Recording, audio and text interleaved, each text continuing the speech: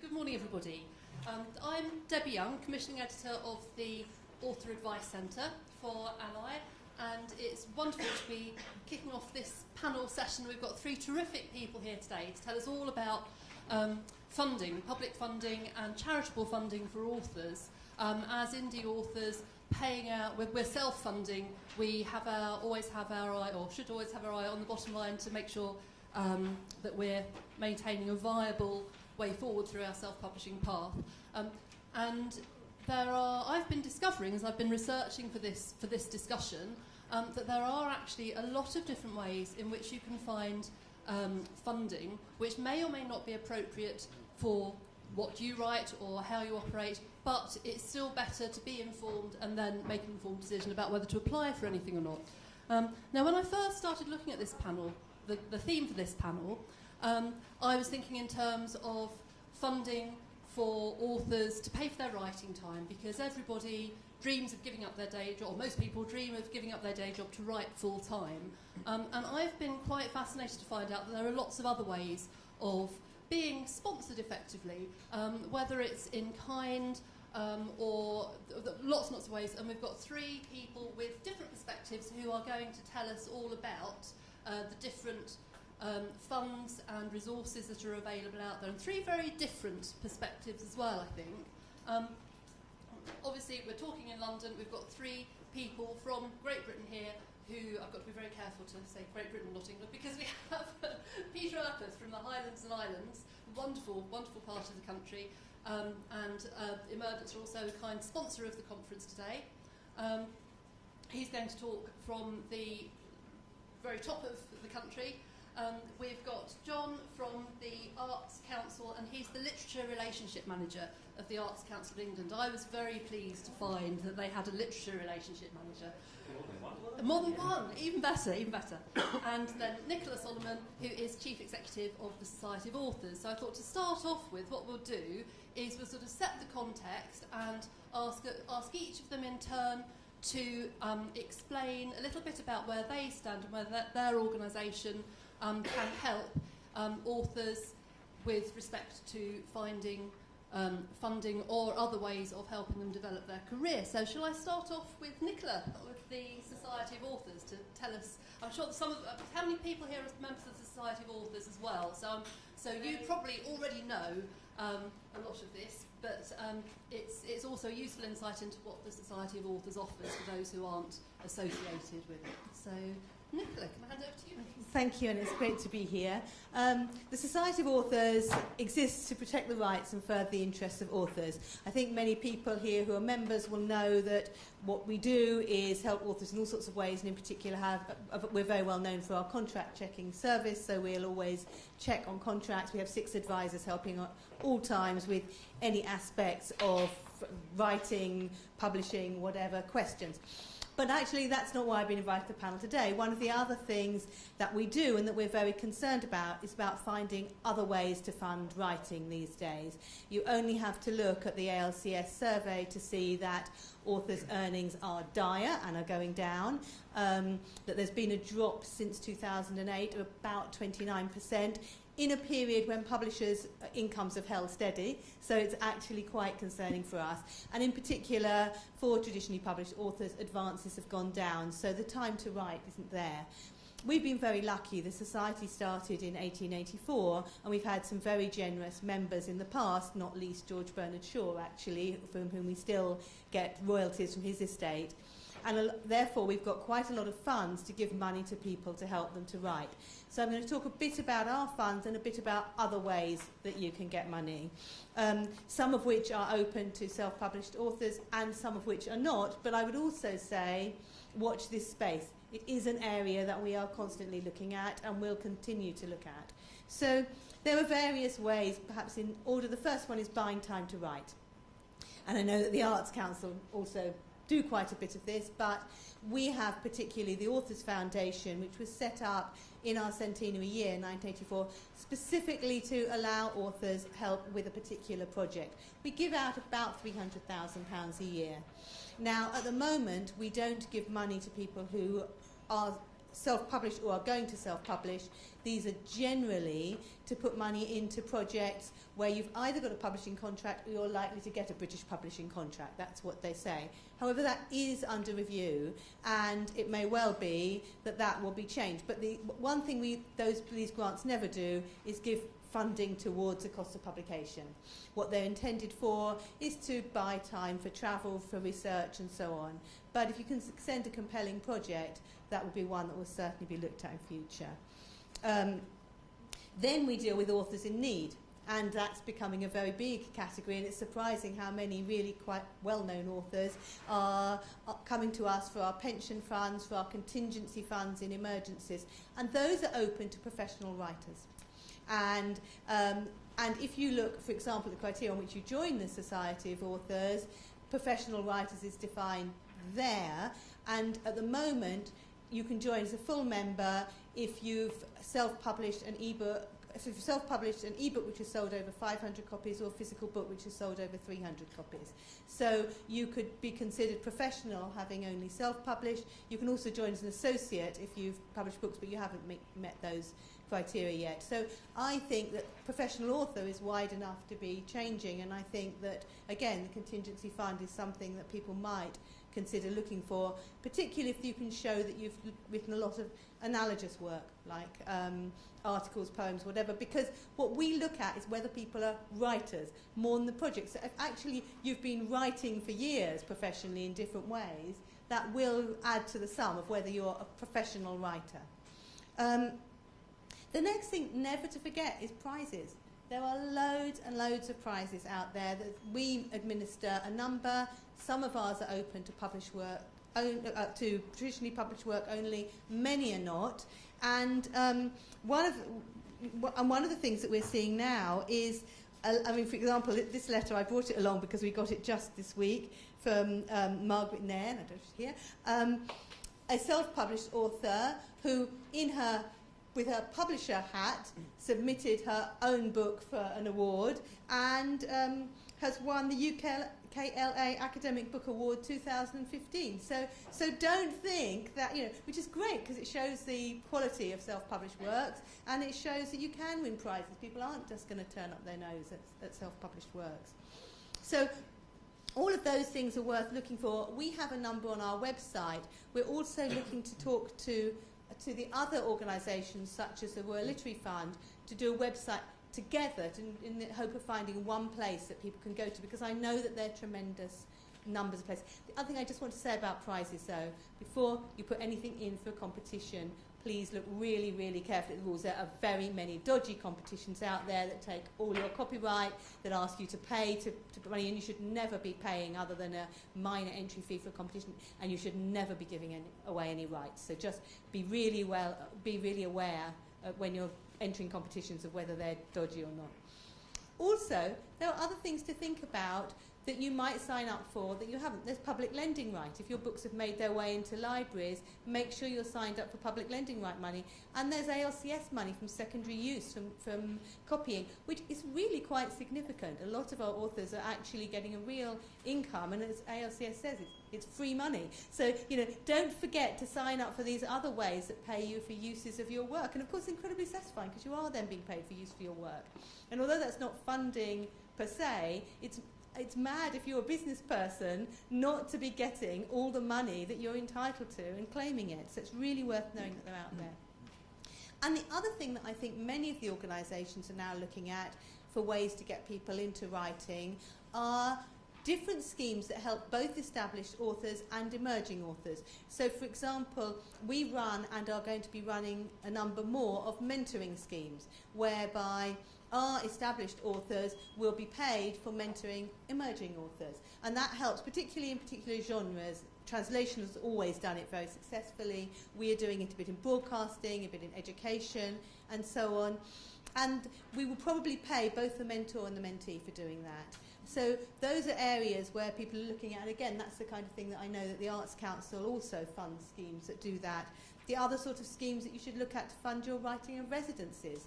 Plenty of people are authors in residence in all sorts of places, libraries, universities, whatever. And those, again, are ways that can fund or support writing that are really worth thinking about if you're thinking of a wider way to get the money there while you're writing.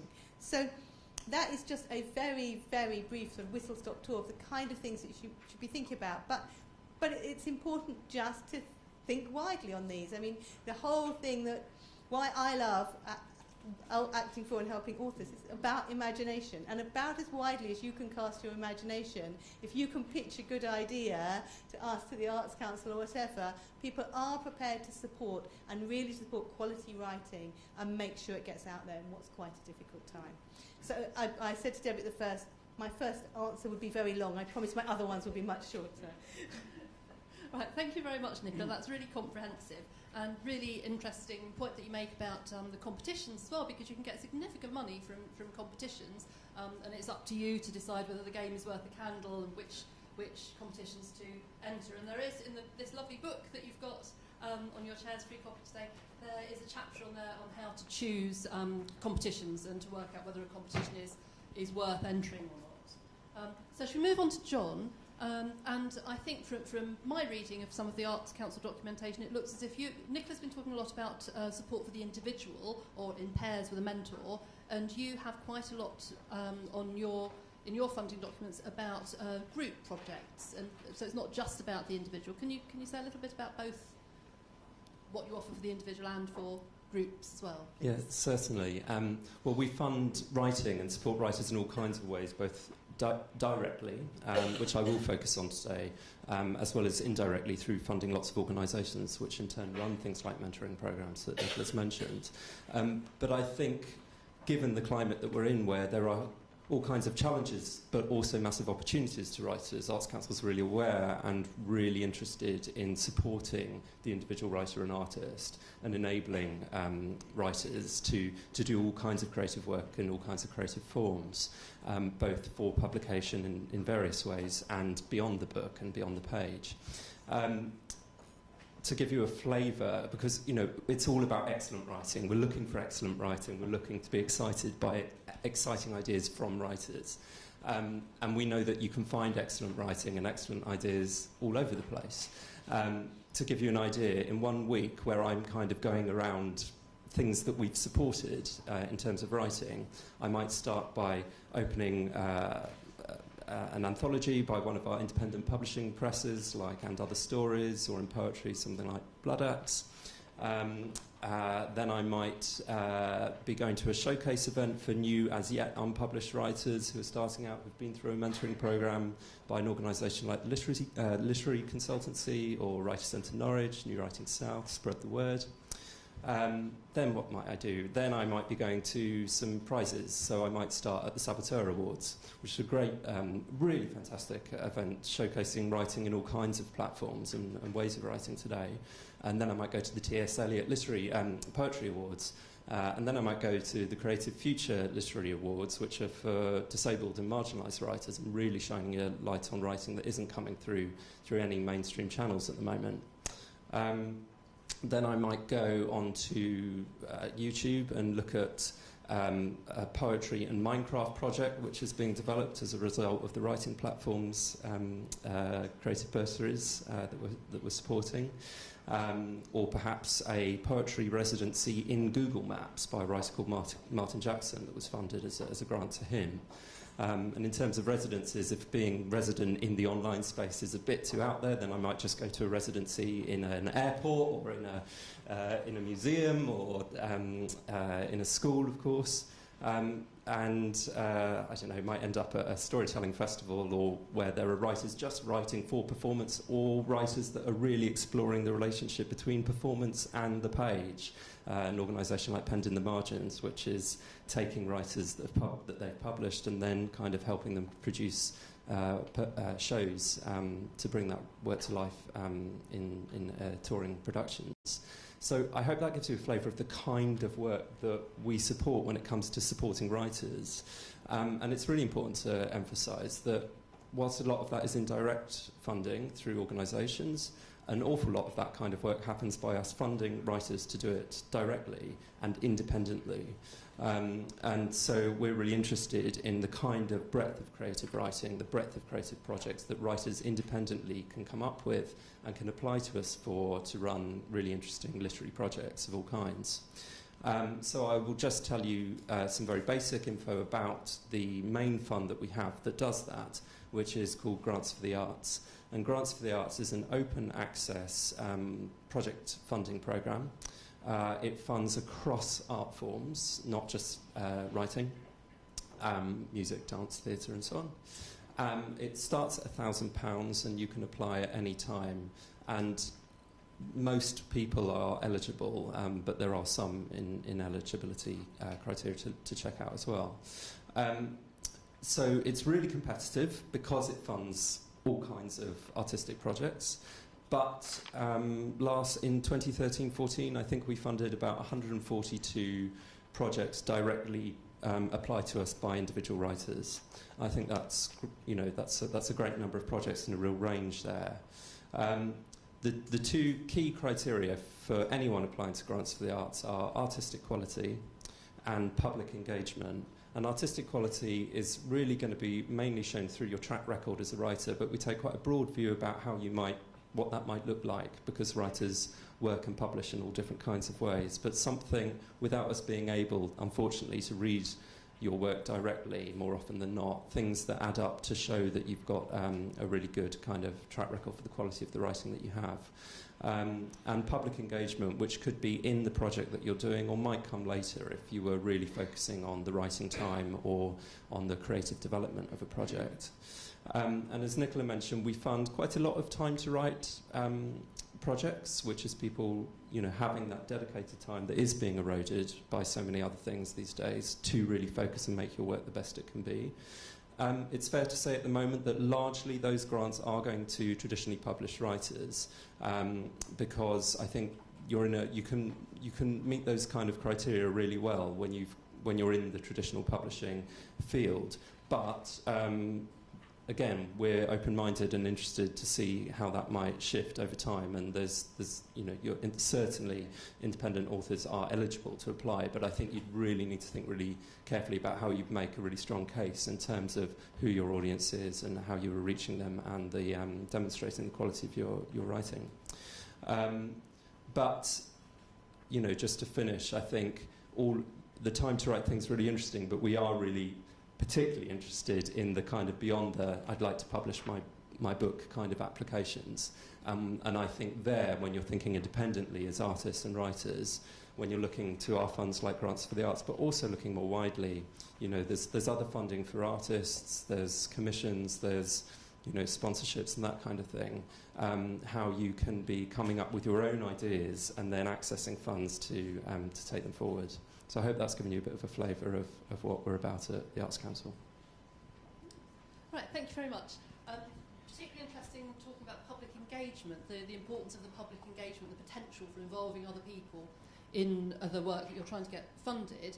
And I think, Peter, you're in a slightly different position, really, aren't you, up in the Highlands and Islands? Because looking at your website, it struck me that you're so much about developing public engagement and almost creating an industry up there in the arts. Yes, that's true. Right? We're very much different in that we are now, as an organisation, Emergents is actually a social enterprise with the aim of supporting the growth of writing and publishing in any form as a career, as part of the creative industries of the Highlands and Islands. And that's work that goes under the name now of Expo North. You'll see the banner, and it's funded by the European Regional Development Fund. There's 5 contracts across the different creative industries. My perspective these days is entirely that of business and economic development. I don't spend too much of my life worrying about concepts such as artistic quality, and I'm also incredibly suspicious about people who place points of entries and gateways and so on around economic activity that they themselves then control, they themselves then take economic benefit from.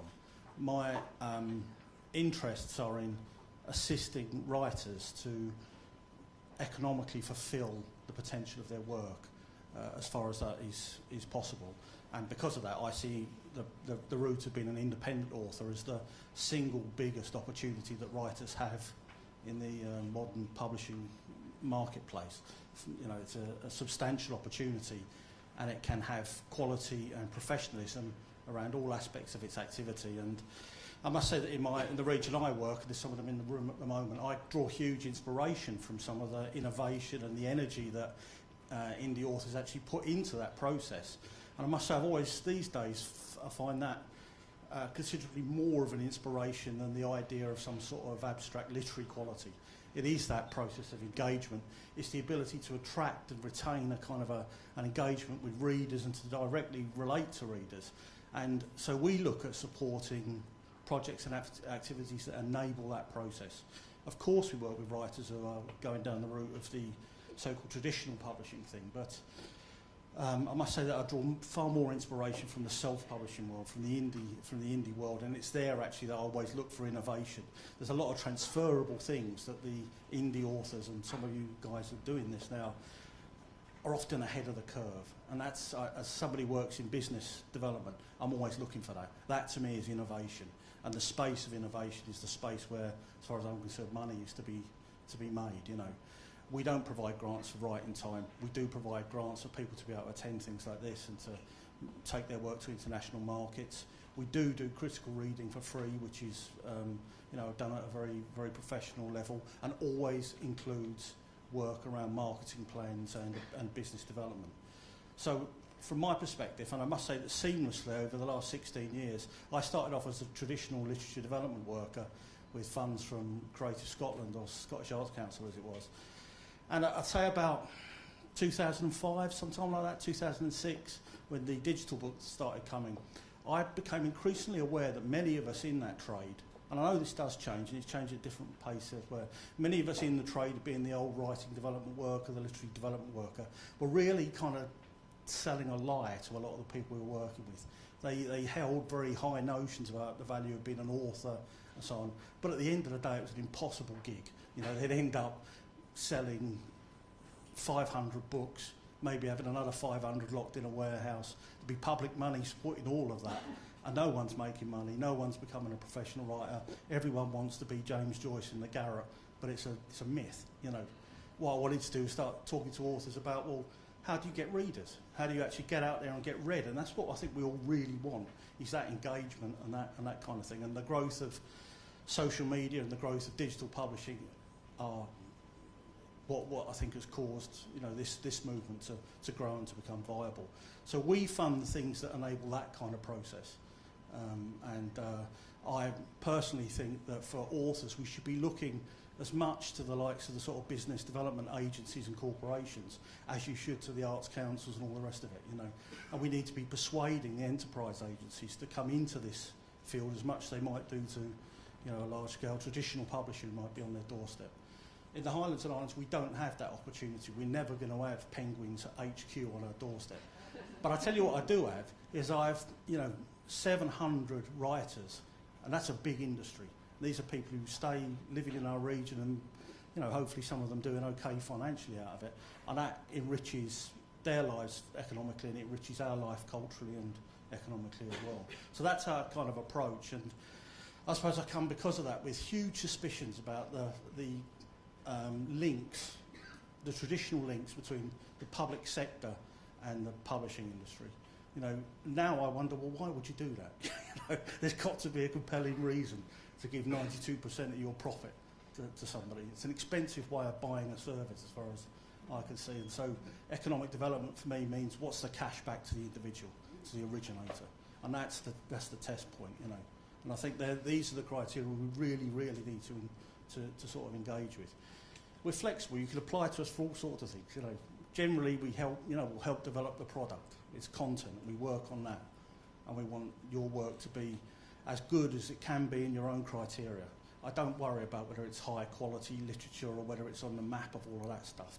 You know, I personally enjoy reading all sorts of stuff, and lots of other readers have, you know, see great value in stuff that was traditionally seen as trash by the old public purse. You know. Doesn't bother me. You know, I want you to be able to maximise the economic return for your efforts, and to have the great joy of connecting with a great sea of readers that there is out there. So that's my sort of perspective.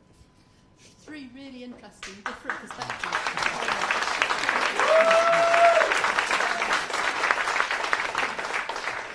And I'd have to say, I go up on holiday to Peter's area quite a lot, and we've got at least one person who lives, Linda, lives up that way as well.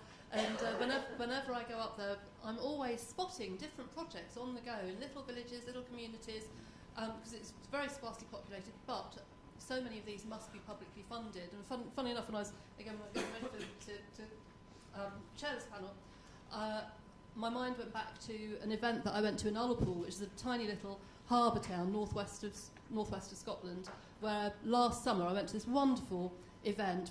We just turned up, found it by chance, free event of hearing a little man who had sailed over from the Isle of Lewis on his little traditional sailing boat, was on a visiting Norwegian tall ship that was in the harbour for a couple of nights, open to the public for free. We went on there, had a lovely free storytelling session. I bought this disc. I liked it so much I bought the disc of his storytelling. Looking at it last night, I realised Peter Urpeth is on there playing the piano. So he's really practising what he preaches as well. And that's as a piano player though. It's not as a storyteller. Yeah, but it's that sort of project is so exciting and makes you realise just how broad public funding can go. It's not just about buying writing time. There's so much more that it can do.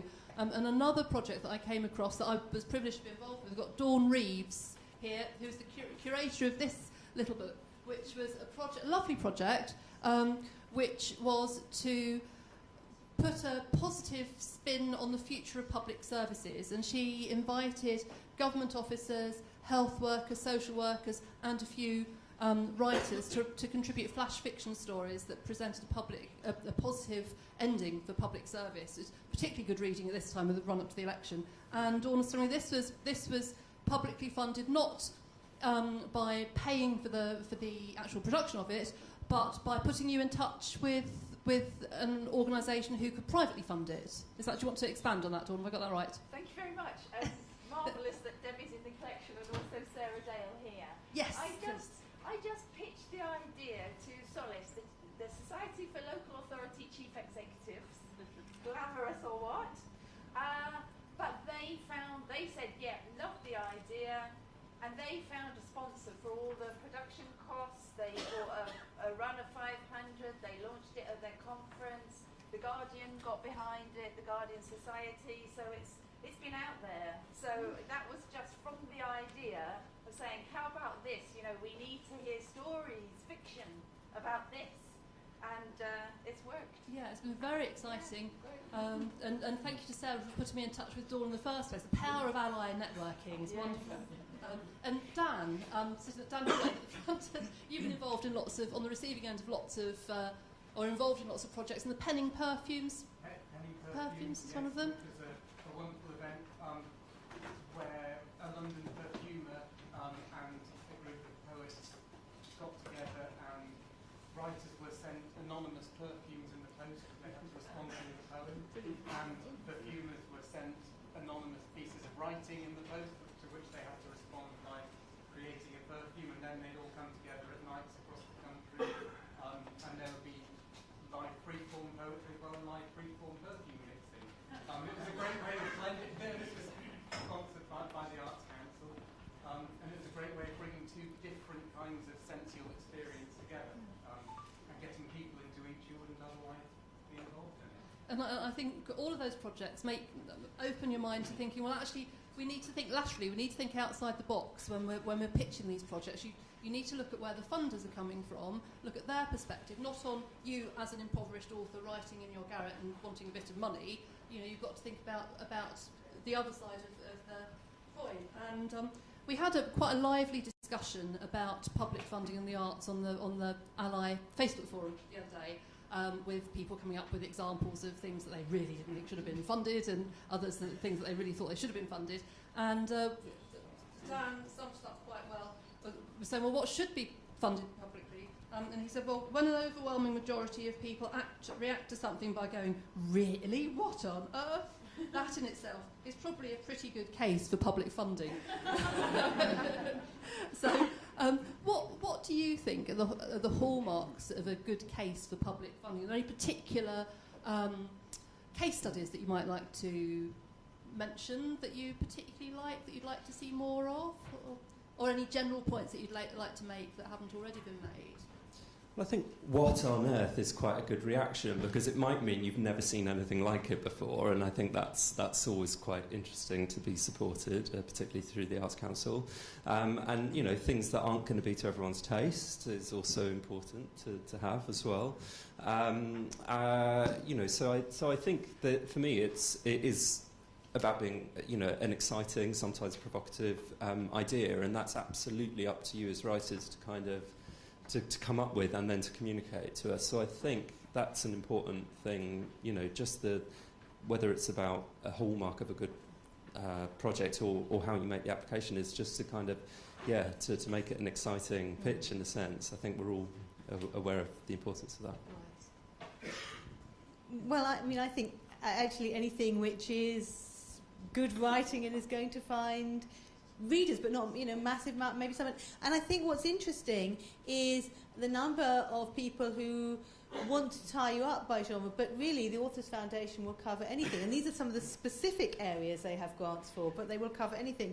The Tanner Babers is funding for original fiction in the fields of science fiction, fantasy and magical realism. The Roger Deakin are for creative works of any genre concerned with natural history, landscape or the environment. The John Highgate are for commissioned works of travel writing.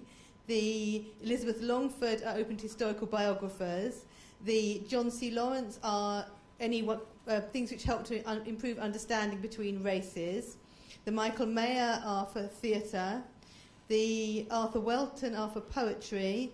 The Sasakwa are for any aspect of Japanese culture or society. So you should see, these are unbelievably wide, and these are the things that we've said, these are particular things we're interested in, but the rest are just general. So any really good idea that catches someone's imagination and that will, you know, add to the sum of good writing out there. And I think that's really what people are looking for and what people want to encourage. I think that's all very exciting, and it's all, to me, it's opening up so many more doors of opportunity. I know there's been quite a bubble of interest in crowdfunding recently, and some people have crowdfunded their work very successfully, and others have found it very difficult to get any interest at all in crowdfunding. I think a lot of people perhaps need to put crowdfunding aside if it doesn't work for them and to look at some of these options instead. There's a lot of potential there. What's the difference, do you think? Is there, to what extent, to have a successful crowdfunding campaign, you need to pitch it right, you need to have a business proposition, an appealing proposition to your audience, and I guess in the same way you have to do that to get a funding case. But what would be the difference, do you think, between crowdfunding and looking for arts type funding like this? Well, my experience of this has been quite mixed, I must say, but I think that's because it's a market for writers that hasn't kind of matured in the same way that it has for other kinds of artistic and cultural things. And certainly sort of like innovation in tech is doing very well in the crowdfunding space, you know. But there are many examples actually within the kind of independent movie and documentary world, you know, on film, which I think we can borrow quite a lot of lessons from, and particularly as well that actually things are broken down into much smaller parts often in those campaigns. So the research part, you know, if it's a project that's got potential social appeal or is a, you know, some sort of community thing, it doesn't have to be everything all together in one actual part of the crowdfunding thing, you know. But I think it's difficult for authors to do this, you know, and I was actually involved in, I had a book with one of the sort of hybrid crowdfunders, the sort of leading one, and I found that a somewhat mixed experience, I must say, you know, because particularly some of these things, I mean, some of them are very open, but some of them, again, have an element of a kind of a gatekeeper or a kind of a, you know, I'd say you're better off if you want to do this sort of thing, going to, you know, one of the kind of Kickstarters, one of the sort of open platforms. But it's difficult for authors, and I think we mustn't say that this is a sort of a new route to a gold mine. It takes a lot of resource to do it as well. The video and the hook in all of this is really important. And but I also think, again, these are things that you might be able to go to a business enterprise agency about. So, I mean, for me, really good writing, the place I only want to see that, because I won't judge whether your novel's really good. What I will judge whether your business plan is any good. And these aspects of it, I think, you know, if you want to do these things, crowdfunding is a way. Business does this generally, you know. It's out there in all sorts of ways. You need a business plan. You need to really think this through and plan it and put it down on paper. And if crowdsourcing is one of the obvious solutions to that, something to go for, then by all means go for it, you know. But I don't think at this stage it's kind of a hyper-mature platform for writers, so I wouldn't be penning everything on it. But what do you lose? I mean, I kind of believe there isn't a better moment than now, and don't wait for it to get better. Now is the moment, and do it. And I think a lot of it being an indie author's about that. You know, you don't hold off for the right moment to launch a project. We do it now. You know. Yeah. One of the things I think that is there for authors in terms of crowdsourcing, though, is actually the cross-media world. And I think as authors, we don't look at this enough now, you know, that the application of your content into another sphere is something that actually might be crowdfundable.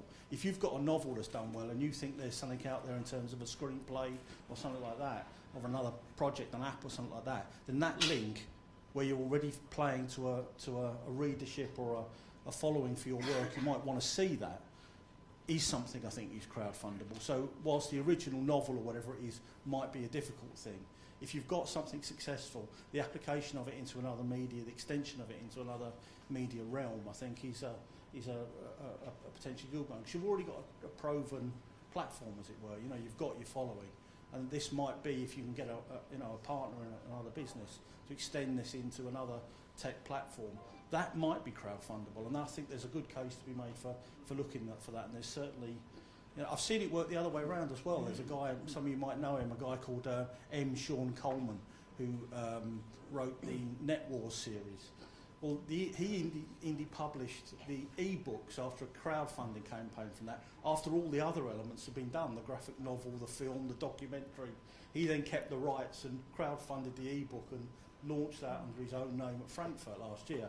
So that worked the other way for him as well, and I think that's a really, you know, a kind of really interesting place to be as a writer across all these sort of media. So crowdfunding, I'd have a look perhaps potentially more at what your own product already is and whether it could be fundable into another media. Find a partner to do it with, who's the tech person who does the app or the cartoon or the graphic novel or anything. And maybe the crowdfunding can be something that your existing readers might want it in another platform and so on. So I think there's opportunities there. But as I say, it all boils down. The good writing these days is in a business plan, and plan all this and look at all the opportunities, you know, and follow the lessons of business planning. Don't just say, well, how do I make my plan equal crowdfunding or equal an application? You know, what is the business opportunity, and think of it as a business. And go to the people who will fund businesses, who kickstart business careers and who kickstart creative careers. It doesn't have to be through the public purse or the Arts Council or these sorts of things, very good as they are. Can I just comment on that, though? And it's an important point for me to emphasise, which is that we very rarely 100% fund any projects. And these are not either or, very largely. So absolutely taking a leaf out of Peter's book here, thinking about some brilliant, you know, creative approaches that you might make to local authorities or to local businesses and so on, and combining those with a grant and thinking through what the total kind of financial plan for your writing project may be is something we actually want to hear about as well. And just to very quickly answer your question about what the difference is in terms of pitching to crowdfunding and that kind of thing. I'm not sure, but I think that there's often, I feel there's a huge emphasis on having to reach loads and loads and loads and loads of people in terms of getting your work out there and making the money to do it. And I think what we're about, and probably actually what a lot of you are about, and when you're thinking about crowdfunding, is being really specific about thinking how you're going to connect that with an audience and who they are and what is going to be meaningful in that connection. So it's not always about big numbers, actually, but it is about meaningful connections with readers and audiences. Can I just add one thing to that? I mean, I think all those things are very true, and particularly the fact that if something's been endorsed by somebody else, by them giving money, then it's easier to get money from you as well. That's one of the reasons why people who are being applied to like to know that a publisher's involved, because it's like, well, someone else has been prepared to put their money into it, so maybe I will as well. I just want to say something else, though. You're all business people, so this probably doesn't apply to you. But for a lot of authors, this is a very new and very bewildering world, and they find writing business plans very difficult, and they haven't had to do that kind of business. Everyone increasingly will. But for people who have been writing for many years but are finding themselves in difficult situations, don't forget that we do have funds for need, and that those do not require you to do a very clever business plan. They require you to show that you've certain amount of book and that you've found yourself in illness or in need or for one thing or another. And when we apply for those, particularly our contingency funds, they can be really quite informal applications. So if you're feeling too ill that day to make an application because you're ill, don't forget that those need funds do not require you to cover anything like the kind of hurdles that you will have to do for a project for something else. It's very useful to know. Talking a lot about being entrepreneurs and authorpreneurs, as we like to call ourselves now, do you think that we will ever get to a point, in the same way that we have all these television programmes with Alan Sugar and all that sort of thing, I don't know if you've seen these posters now for this Pitch Rich campaign with Richard Branson sort of getting in on the act, and you have to, I thought, oh, maybe he wants to do something, maybe he'd be interested in artistic projects, given that he started his career in the music industry and the arts in that way, but it's not, he's looking at pure business, I think. It would be lovely if we had some sort of Medici-like figure coming back. Do you think that will ever happen, where we could have sort of that kind of programme with artists and authors pitching to a Medici, a modern-day Medici on television? I thought it would make good viewing. I think that authors have to pitch their work all the time. They may not do it on television, but they are pitching to funders who have the money all the time. In fact, in a way, traditional publishers have worked exactly like that. And, you know, your literary agent or anyone else, you've got to, you have to be able to present it and you have to be able to communicate. And if you can't, unfortunately, it's very, very hard to get published. And some people don't have those skills. So yes, I wouldn't be in the least bit surprised to see people pitching on television. And after all, we have massive numbers of performance authors, artists, poets out there who are pitching their work every day of the week. And we have masses of very well-known novelists who are in all sorts of literary festivals. In that sense, you are expected to sell yourself as well as your work much more than you ever will, I would say. Can I just sort of wrap up really and perhaps have time for, have we got time for a couple of questions as well afterwards? Just come back to sort of the biggie, really, about to me, from where I'm standing, there seems to be continuous an ongoing blurring of the boundaries between self-published and indie authors and traditionally trade-published authors. I suspect that up until now, most indie authors have been quite shy and quite modest, and that's held them back from applying. From your perspective, how do you see the role? I mean, you've been talking about indies being the most entrepreneurial and having the most exciting development coming up. Does that hold true for all of you? Do you see being an indie being a barrier to gaining funding? If I can ask Nicola and John in particular about that. I mean, clearly it is quite true that many of our funds you still have to be traditionally published. But in a way, what's being asked for there is more about experience and a track record. So I think that you will increasingly be able to do that some other way because people are looking for quality and for evidence of continuing quality. But I would, the honest answer is that all authors hate asking for money and applying for funds, and I'm amazed. We say to people all the time, please just apply for some of this money, and it's really hard to get people to do so. So I would say to anyone, what can you lose, really? Don't hold back, folks. Your inboxes will be full on Monday. John, do you want to add something to that? I agree, and I think being independent in your ideas and in your proposals is a really good space to be in, and I think we're really interested in hearing about that. I think things will take time to evolve. Everything's just going to keep changing, and public funding is no different to that. We will keep evolving and being responsive, but it's about great writing and reaching audiences, and those two things are going to keep evolving. And I think we're just open to the change. I think at this stage. My kind of own perspective of this can't happen in isolation. Of course, we're talking here about funds for writers, and the public purse still to a significant extent supports aspects of the traditional publishing industry. And I think that has to change for many of the same reasons as well, that we need that sector of the whole publishing thing, the old block grant, if it still exists and so on, needs to be far more scrutinised in terms of value for money and the whole purpose of why do we support writing why should the public support writing anyway?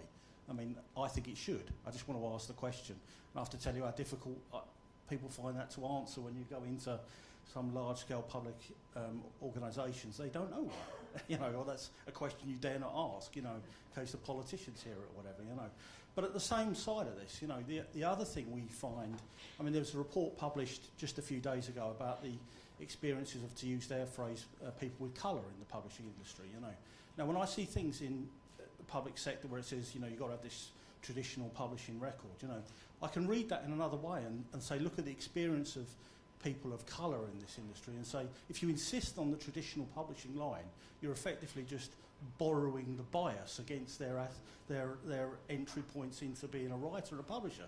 You are actually just saying, well, we accept as the hallmark all the problems of the traditional publishing world. The fact that it's interns and Oxford graduates, and the fact that it insists on people from black and Asian backgrounds writing about post-colonialism. This is what this report says goes on in the traditional publishing world.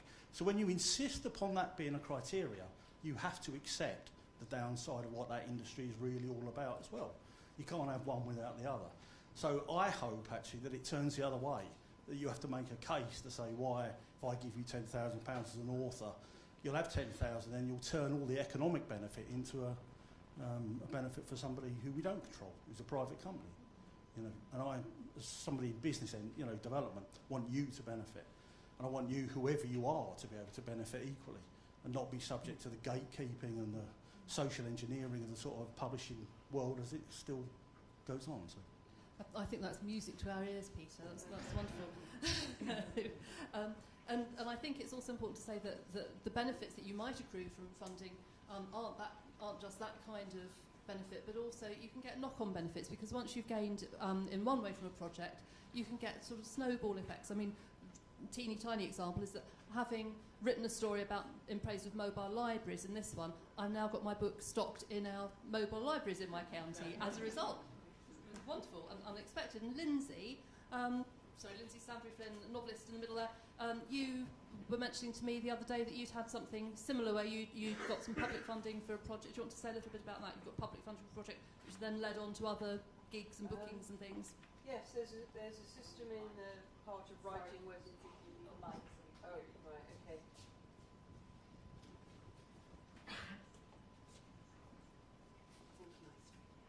okay.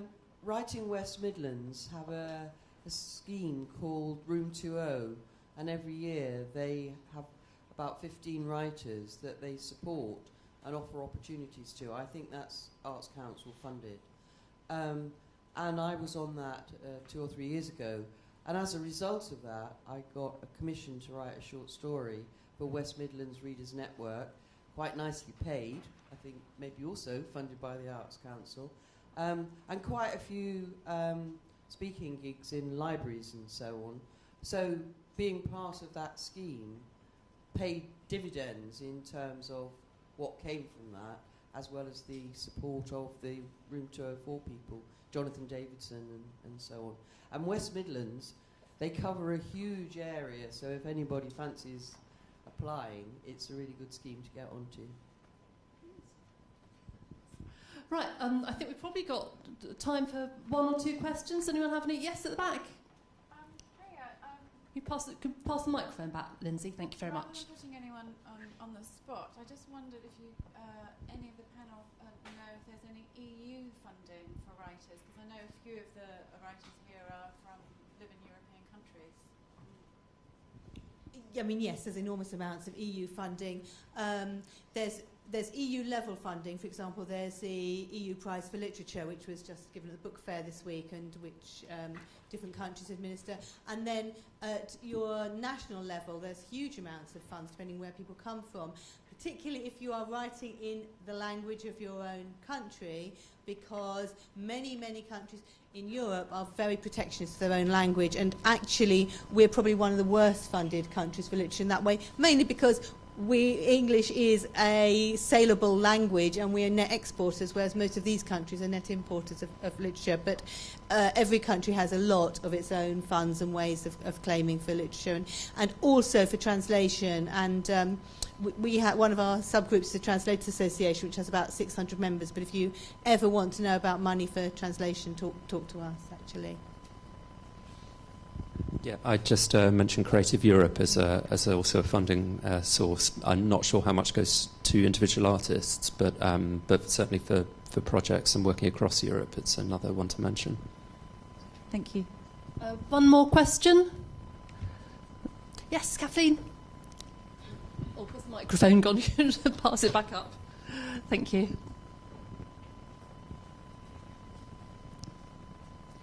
I'm concerned that the publishing world is becoming increasingly corporate and authors are getting squeezed. And I wonder whether we can really justify spending Arts Council and public money on subsidising the corporate world by providing grants for traditionally published authors. It's a very interesting question. I'm sure a lot of authors would like to know about that. Would you like to...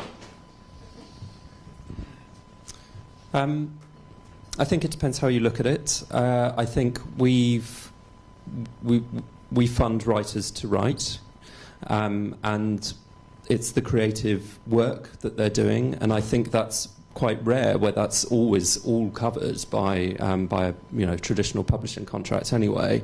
And actually, when you look at writers that are wanting to build in really interesting approaches that involve working with particular audiences in the creation of their work, travel, research and so on, there is a case for writers in the creative work needing public funding, and I think where that then gets published is kind of the next step, but our focus is on the writers and enabling writers to be able to do the very best work that they can do at whatever stage they're at. We also believe very strongly in enabling writers, and all our money will go direct to writers. I certainly have big concerns about the publishing industry being corporate and greedy, but I think we have to be clear that the publishing industry does provide services which are useful and which many authors want. And we're also in the business of giving authors choices. And we have to see, there's any number of independent authors who have, when they've been offered traditional publishing deals, have decided to do them. Traditional publishers can do things for people. They can put more money into things. They can distribute them more. They can look at other countries. So I think what we're in the business of, and what we're in an interesting world, is that there are any number of choices for authors. And authors have to weigh up what's on offer and decide whether they want a traditional publishing deal, whether they don't, how they want to be funded, how they're going to look at it. And that's what makes it exciting. It's what makes it confusing, but it's what makes it exciting too. But I don't think... there is still a role for traditional publishers, and I think that many of them do still add a great deal. Right, well, I think we better wrap up there, but to finally, I'd just like to say thank you very much to Nicola and John and Peter for giving us really fascinating and in-depth insights into the different funding and support that's available out there, and I'm sure we've all got lots to think about there. And I must say it's also very exciting and encouraging to hear that to draw from that conversation that you do all really understand and value the emerging and mushrooming world of the indie author, and that you're right there behind us. So thank you very much indeed for that. And I think our conversation...